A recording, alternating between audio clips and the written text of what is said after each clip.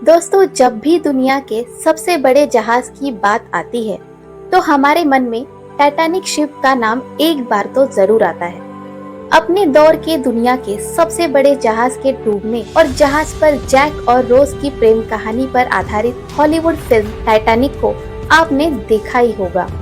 उस समय ये इंसानों द्वारा बनाई गई सबसे बड़ी चीज भी थी और इसका अंदाजा आप इस बात से लगा सकते हैं कि अगर एक 17 मंजिला इमारत भी आरएमएस टाइटैनिक के सामने खड़ी कर दी जाती तो वो भी इसके सामने कुछ नहीं लगती। इसको बनाने वाले इंजीनियर थॉमस एंड्रयू ने इसका नाम ही दी अनसिंकेबल शिप रखा था, क्योंकि इसे डिजाइन ही ऐसे किया गया था जो कभी नहीं डूब सकता था। लेकिन सवाल ये है कि आखिर इतना बड़ा जहाज अपनी पहली यात्रा में ही पानी में कैसे डूब गया। कहते हैं ना, भगवान द्वारा बनाई गई कुदरत से खिलवाड़ करने का नतीजा बहुत ही खतरनाक होता है। बस ऐसा ही हाल टाइटैनिक के साथ हुआ। तो इस कहानी की शुरुआत 31 मार्च 1909 को होती है, जब दी व्हाइट स्टार लाइन्स कंपनी ने एक लग्जरी विशाल आरएमएस टाइटैनिक जहाज बनाने का जिम्मा हार्लैंड एंड वुल्फ कंपनी को दिया था। जिसके बाद टाइटैनिक जहाज को 3000 लोगों ने एक साथ मिलकर बनाना शुरू किया। हालांकि इसके निर्माण के दौरान 250 से ज्यादा लोगों को चोटें आई थी और इसे बनाने में 2 लोगों की जान भी चली गई थी। लेकिन 26 महीने की कड़ी मेहनत और मशक्कत के बाद आखिरकार 31 मई 1911 को दुनिया का सबसे बड़ा जहाज बनकर तैयार हुआ। ये जहाज इतना बड़ा था कि इसमें आज के समय के 3 फुटबॉल स्टेडियम आसानी से आ जाते। इस जहाज की लंबाई 882 फीट 9 इंच और ऊंचाई करीब 175 फीट तक थी, जिसे बनाने में $7.5 मिलियन खर्च हुए थे। और अगर उस समय की राशि को आज के समय की राशि से तुलना करें तो आज ये करीबन $200 मिलियन होगी। टाइटैनिक की भव्यता और लोकप्रियता का अंदाजा आप इस बात से लगा सकते हैं कि जब ये पहली बार अपने सफर पर निकला तो इसे देखने के लिए लगभग 1 लाख से ज्यादा लोग आए थे। इसमें लगी सीटी की आवाज इतनी तेज थी कि इसे 16 किलोमीटर दूर तक सुना जा सकता था। साथ ही टाइटैनिक की मैक्सिमम स्पीड 41 किलोमीटर प्रति घंटे की थी। जहाज का सफलतापूर्वक परीक्षण करने के बाद ये 10 अप्रैल 1912 को अपने पहले सफर के लिए रवाना हुआ, जिसे करीब 5507 किलोमीटर तक का सफर तय करना था, जो कि इंग्लैंड के साउथहैम्पटन से न्यूयॉर्क के बीच का था, जिसमें 860 क्रू मेंबर को मिलाकर कुल पैसेंजर की संख्या करीब 2223 थी। टाइटैनिक जहाज जब अपने सफर के लिए रवाना हुआ था तब इसके न्यूयॉर्क पहुंचने की तारीख तय थी और तब इसकी स्पीड 25 किलोमीटर प्रति घंटे की थी। मगर सफर के दूसरे दिन ही तेज तूफान और बवंडर की वजह से सफर थोड़ा धीमा हो गया और एक दिन की देरी हो गई, जिसकी वजह से अमेरिका के न्यूयॉर्क सिटी में आरएमएस टाइटैनिक तय तारीख से कुछ दिन के बाद पहुंचता, जिसकी खबर टाइटैनिक जहाज के मालिक जोसेफ ब्रूस ईस्मे को बताई गई। मगर जहाज के मालिक को न्यूयॉर्क पहुंचने में एक दिन की भी देरी गवारा नहीं थी। आखिर ये आरएमएस टाइटैनिक जहाज की रेपुटेशन का सवाल था और साथ ही उन्हें इसे दुनिया के सबसे तेज जहाज की लिस्ट में शामिल करवाना था। इसी वजह से 14 अप्रैल 1912 की रात को 10 बजे के बाद लगातार 6 बार आइसबर्ग के खतरे के सिग्नल्स मिलने के बावजूद टाइटैनिक जहाज के मालिक ने जहाज के कैप्टन एडवर्ड स्मिथ को जहाज तेज गति से चलाने के लिए बोला और कैप्टन एडवर्ड स्मिथ ने टाइटैनिक जहाज को फुल स्पीड यानी कि 41 किलोमीटर प्रति घंटे के रफ्तार में कर दिया। और बस यही एक गलती सभी विनाश का कारण हुई। टाइटैनिक जहाज पहले 1 घंटे तूफान के बीच काफी अच्छे से चला, मगर तूफानी काली रात की वजह से कैप्टन को आगे का सफर अच्छे से दिखाई नहीं दे रहा था और उन्हें रात 11:20 को एक के बाद एक अचानक 6 बड़े बड़े बर्फ की चट्टानें होने की वार्निंग मिलती रही। और जब तक वो कुछ समझ पाते, टाइटैनिक जहाज की रफ्तार इतनी ज्यादा तेज थी कि उसे अचानक से रोकना लगभग असंभव था। इसीलिए एडवर्ड स्मिथ ने जल्दबाजी में टाइटैनिक जहाज को दाएं घुमाया और ये एक बड़े आइसबर्ग से टकराते टकराते बचा। मगर अभी तो ऐसे 5 और आइसबर्ग का सामना करना बाकी था। देखते ही देखते वो लगभग सभी आइसबर्ग को अपनी सूझबूझ से पार करते गए, मगर वो अपना रास्ता तय किए गए रूट से थोड़ा भटक चुके थे। कुछ दूर जाने के बाद ही लगभग 11:40 को एक और बड़े आइसबर्ग होने की आपातकालीन सूचना मिली। मगर इस बार जब तक कैप्टन कुछ समझ पाते तब तक टाइटैनिक जहाज उस आइसबर्ग से जा टकराया।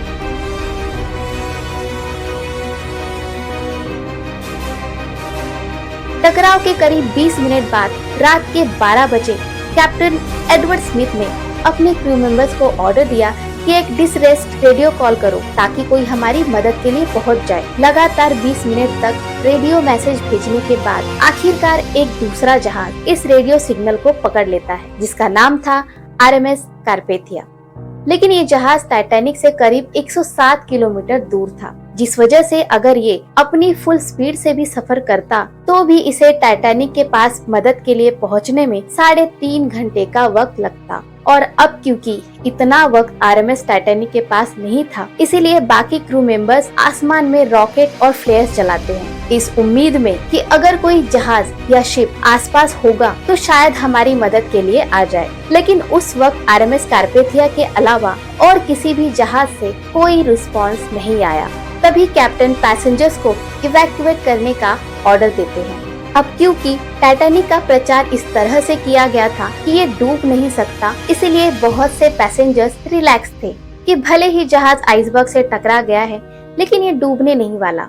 मगर जब धीरे धीरे समय के साथ सभी को एक्चुअल में रियलाइज हुआ कि ये टाइटैनिक जहाज सच में डूबने वाला है, तो जहाज में सफर कर रहे सभी यात्री और क्रू मेंबर्स के बीच अफरा तफरी मच गई। उस वक्त टाइटैनिक जहाज पर सिर्फ 20 लाइफ बोट ही थी और हर एक लाइफ बोट में कुल 65 यात्री ही सवार हो सकते थे, यानी कि यहाँ सभी यात्रियों को बचाना अब नामुमकिन था। ऐसे में प्रोटोकॉल को ध्यान में रखते हुए बच्चों और महिलाओं को सबसे पहले लाइफ बोट पर बिठाकर उतारा गया। कुछ लोग जान बचाने के लिए टाइटैनिक जहाज से समुद्र में कूद गए, तो कुछ लोग अपनी जान बचाने के लिए इधर उधर भागने लगे। दूसरी तरफ इतनी अफरा तफरी के बीच टाइटैनिक जहाज के म्यूजिक ग्रुप ने हार नहीं मानी और अपना साहस दिखाते हुए वो सभी का मनोबल बढ़ाने के लिए गाते रहे। जहाज के अगले हिस्से में पानी इतना भर चुका था कि अगला हिस्सा पानी में डूबने लगा। ऐसे में बचे हुए सभी यात्री जहाज के पीछे के हिस्से की तरफ दौड़ने लगे और इसके बाद जहाज का आगे का हिस्सा समुद्र में और ज्यादा धंसने लगा और जहाज कुछ समय के लिए बीच से खड़ा होकर अचानक से टूट गया।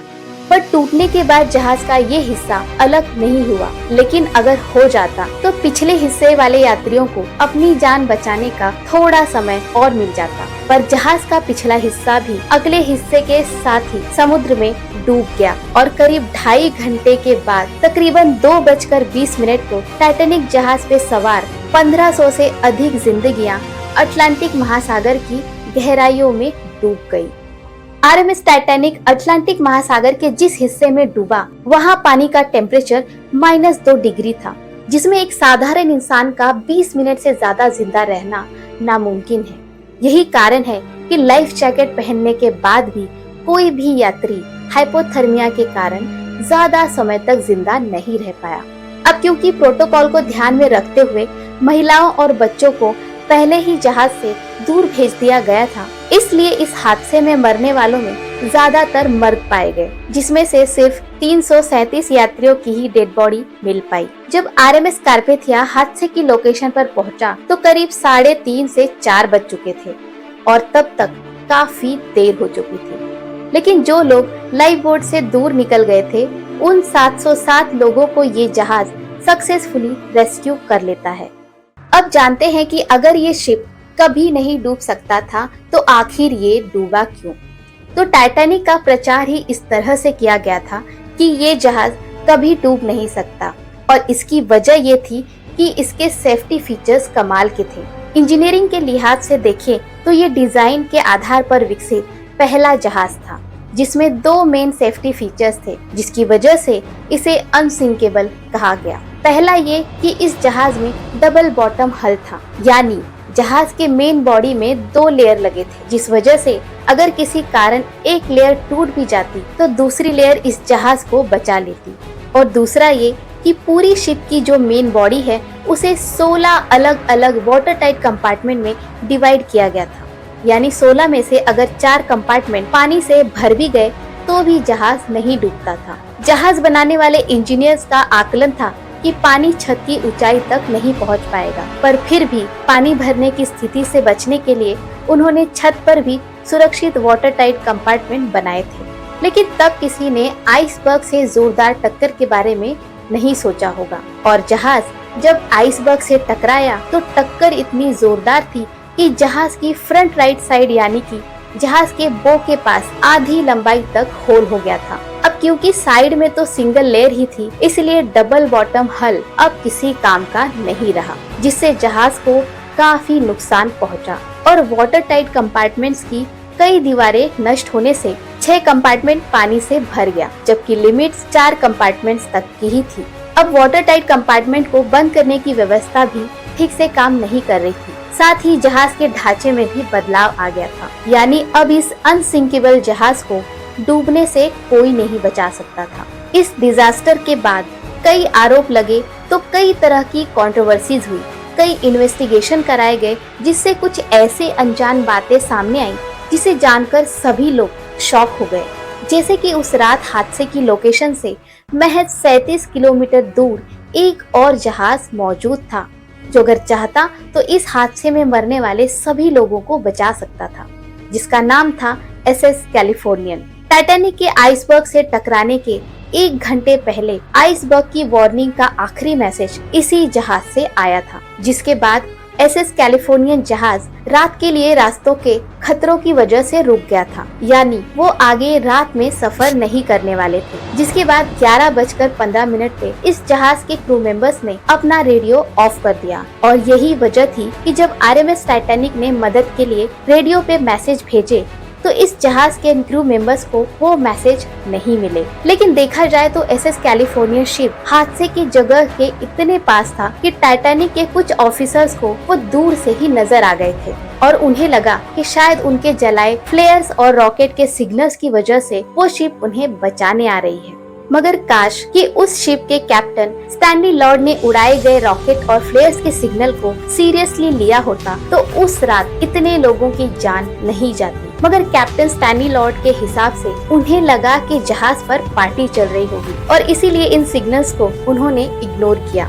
लेकिन इतने बड़े डिजास्टर के पीछे सिर्फ एक इंसान पे ब्लेम नहीं किया जा सकता, और भी कई लोगों की यहाँ गलतियाँ थी, जैसे कि जहाज पे इनसफिशिएंट लाइफ बोट का होना। टाइटैनिक के हादसे में बहुत सारे लोगों की मौत इसलिए भी हुई थी क्योंकि उनके लिए जहाज पर सफिशिएंट लाइफ बोट नहीं थे। ये जहाज कभी डूब नहीं सकता, इस धारणा के चलते जहाज में आधे ही लाइफ बोट रखे गए थे। जहां टाइटैनिक में यात्रियों की संख्या के हिसाब से लगभग 60 लाइफ बोट होनी चाहिए थी, वहां टाइटैनिक के डिजाइनर ने इसे 48 लाइफ बोट के साथ ही तैयार करने की योजना बनाई, और बाद में उसमें से भी सिर्फ 20 ही लाइफ बोट सफर के दौरान रखे गए। और जब लाइफ बोट को घटाने की वजह डिजाइनर से पूछी गई तो उन्होंने बताया कि इतने सारे लाइफ बोट को लटकाने से टाइटैनिक की सुंदरता खराब हो रही। वैसे भी ये उनके लिए कभी न डूबने वाला जहाज था, जिस वजह से उन्हें इसकी कोई खास जरूरत महसूस नहीं हुई। लेकिन अगर टाइटैनिक के लुक को प्रायोरिटी ना देते हुए इसमें जरूरत के हिसाब से आपातकालीन लाइफ बोट लगाए गए होते तो शायद हादसे के बाद भी इन लाइफ बोट के जरिए सभी लोगों को सुरक्षित बचाया जा सकता था। आइसबर्ग से टकराने के बाद जब टाइटैनिक में छेद हुआ तो जहाज के कैप्टन को यकीन नहीं हो रहा था कि जहाज डूब जाएगा, और इसीलिए पहली आपातकालीन बोट को रवाना करने में लगभग 1.5 घंटे का समय लगा दिया गया। और इससे भी अजीब बात तो ये थी, इस आपातकालीन लाइफ बोट में 65 लोगों के बैठने की जगह होते हुए भी इसमें केवल 27 लोग ही सवार थे, क्योंकि यहाँ किसी को विश्वास ही नहीं हो रहा था कि ये अनसिंकेबल टाइटैनिक डूब जाएगा। दूसरी गलती थी आरएमएस टाइटैनिक के मालिक की, जिन्होंने ब्लू बैंड हासिल करने के चक्कर में जहाज को फुल स्पीड में चलाने का दबाव डाला। 1839 में शुरू हुआ ब्लू बैंड ये सम्मान अटलांटिक महासागर के सबसे विशाल और सबसे तेजी से पार करने वाले जहाज को मिलता था। किसी भी जहाज के लिए ये उपलब्धि हासिल करने के लिए उसकी पहली यात्रा को सबसे अहम माना जाता था। अब क्योंकि उस दौर के हिसाब से टाइटैनिक को बनाने में सबसे बेहतरीन इंजीनियरिंग और तकनीक का इस्तेमाल किया गया था, इसलिए आरएमएस टाइटैनिक को इस सम्मान का सबसे जोरदार दावेदार माना गया। और इसी सम्मान को हासिल करने के चक्कर में जहाज का मालिक 6 दिन में ही आरएमएस टाइटैनिक को डेस्टिनेशन तक पहुंचाने का दबाव कैप्टन एडवर्ड स्मिथ पर बनाए हुए था। तीसरी गलती थी जहाज के कैप्टन एडवर्ड स्मिथ की, जिन्होंने कई बार आइसबर्ग की वार्निंग मिलने के बाद भी जहाज की स्पीड को कम नहीं किया। इस जहाज के कैप्टन एडवर्ड स्मिथ को जहाज के रास्ते में आने वाले 6 बड़े आइसबर्ग की चेतावनी पहले ही देकर उनको जहाज धीरे चलाने के निर्देश भी दिए गए थे। लेकिन शायद आरएमएस टाइटैनिक के मालिक जोसेफ इस्मे के दबाव और साथ ही आरएमएस टाइटैनिक को सबसे विशालकाय और सबसे तेज जहाज होने का दर्जा दिलवाने की होड़ में कैप्टन ने जहाज के स्पीड को कम नहीं किया। अगर जहाज की स्पीड थोड़ी कम होती तो शायद आइसबर्ग से टकराने से पहले जहाज को काबू में लाया जा सकता था, पर स्पीड ज्यादा होने के कारण जहाज को जल्दी मोड़ा ना जा सका और जहाज तेजी से आइसबर्ग से जा टकराया। अगर हम बात करें हादसे की वजह बने आइसबर्ग की, तो जहाज से टकराने वाला ये आइसबर्ग लगभग 100 फीट ऊंचा था और ये ग्रीनलैंड के ग्लेशियर से आया था। एक अनुमान के अनुसार टाइटैनिक से टकराने वाला ये आइसबर्ग 10,000 साल पहले ग्रीनलैंड से अलग हुआ था और टक्कर के दूसरे हफ्ते बाद ही ये नष्ट हो गया था, क्योंकि टक्कर से आइसबर्ग को भी काफी नुकसान पहुँचा था। चौथी गलती थी क्रू मेंबर्स की, जिन्होंने दूरबीन का इस्तेमाल नहीं किया। आज के समय में रडार और सोनार तो काफी पहले ही आइसबर्ग का पता लगा लेते हैं। सोनार सिस्टम में एक प्रकार की ध्वनि तरंगे लगातार छोड़ी जाती हैं और जब वो तरंगे किसी वस्तु से टकराकर वापस आती हैं, तो ये सिस्टम उस वस्तु की आकार और दूरी का सही पता कुछ किलोमीटर दूरी से ही कर लेता है। सेकेंड वर्ल्ड वॉर के बाद ही रडार का इस्तेमाल शुरू हुआ था। इससे पहले सब कुछ देखने पर निर्भर था। उस समय किसी मनुष्य के द्वारा ही दूरबीन की सहायता से समुद्री जहाजों के सामने पड़ने वाले रुकावटों पर नजर रखी जाती थी, जहां एक नाविक को जहाज के उस हिस्से पर बिठाया जाता था जिसे क्रोनिस्ट कहते हैं, जहां से वो सामने आने वाले आइसबर्ग या तूफान को देखकर अलर्ट कर सके। लेकिन दुर्भाग्यपूर्ण बात ये भी रही कि जिस कर्मचारी द्वारा दूरबीन से नजर रखी जाती थी, उसे जहाज से रवाना होने से कुछ मिनटों पहले नौकरी से निकाल दिया गया था और गलती से दूरबीन के लॉकर की चाबी उस कर्मचारी के पास ही रह गई थी और इसीलिए नए कर्मचारी, जिसका नाम फ्रेडरिक फ्लीट था, उसे दूरबीन नहीं मिल पाया और उसे जहाज के सामने आने वाली रुकावटों को अपनी नंगी आंखों से देखना पड़ा। साथ ही उस रात कोई मूनलाइट भी नहीं थी, जिस वजह से चारों ओर सिर्फ अंधेरा ही अंधेरा था। यही कारण था कि उसको वो आइसबर्ग तब नजर आया जब जहाज आइसबर्ग से महज 100 से 200 मीटर की दूरी पर ही रह गया था। अगर शायद उस कर्मचारी को दूरबीन मिल गई होती तो वो उस आइसबर्ग को कुछ किलोमीटर पहले ही देख सकता था और आरएमएस टाइटैनिक को इस दुर्घटना से बचाया जा सकता था। आपको जानकर हैरानी होगी कि टाइटैनिक पर सवार बहुत से लोग ऐसे भी थे जो इसमें यात्रा नहीं करने वाले थे। दरअसल टाइटैनिक बनाने वाली कंपनी व्हाइट स्टार लाइन ने अपने 2 समुद्री जहाजों की यात्रा कोयले की कमी के कारण रद्द कर दी थी और उसके यात्रियों को टाइटैनिक में शिफ्ट कर दिया था और इस वजह से उन लोगों ने भी अपनी जान गंवा दी जो कि टाइटैनिक में सफर नहीं करना चाहते थे। टाइटैनिक जहाज के डूबने के बाद काफी दिनों तक खोजकर्ताओं की टीम लगातार टाइटैनिक जहाज को ढूंढती रही, मगर जहाज का कोई भी नामो निशान तक नहीं मिला। करीब 6 महीने खोजकर्ताओं की टीम उत्तर अटलांटिक महासागर की गहराइयों में खोजती रही, मगर कोई सबूत नहीं मिला और देखते ही देखते 75 साल बीत गए, जिसके बाद 1 सितंबर 1985 को एक संयुक्त अमेरिकी फ्रांसीसी अभियान चलाया गया। इस अभियान में अमेरिका के महान प्रसिद्ध समुद्री वैज्ञानिक डॉक्टर रॉबर्ट बलार्ड शामिल थे और इस अभियान से आखिरकार टाइटैनिक जहाज समुद्र की 13,000 फीट की गहराइयों में मिल ही गया। टाइटैनिक जहाज की दशा बद से बदतर हो गई थी, जिसे जीवाणुओं ने पूरा खोखला कर दिया था और आज भी टाइटैनिक जहाज इसी दशा में उत्तर अटलांटिक महासागर की गहराइयों में पड़ा हुआ है। आने वाले वक्त में लगभग 10 से 20 सालों के अंदर टाइटैनिक जहाज को जीवाणु पूरा खत्म कर देंगे और आने वाली पीढ़ी को इस जहाज का कोई अस्तित्व ही देखने नहीं मिलेगा। टाइटैनिक के साथ जो कुछ भी हुआ उसके पीछे सबसे बड़ा हाथ विलासिता और अति महत्वाकांक्षा का था। महत्वाकांक्षा थी इतिहास बनाने की, इस बात की कि समुद्र में सबसे बड़ा जहाज पहली बार सबसे तेज गति से तैरा। लेकिन इतिहास इस बात पर बना कि सबसे बड़े जहाज का पहला सफर ही आखिरी सफर हो गया। तो दोस्तों आज के लिए बस इतना ही। आपको वीडियो कैसी लगी हमें कमेंट करके जरूर बताएं और हाँ, हमारे चैनल को जरूर सब्सक्राइब करें। तो मिलते हैं अगले वीडियो में, तब तक के लिए बाय बाय।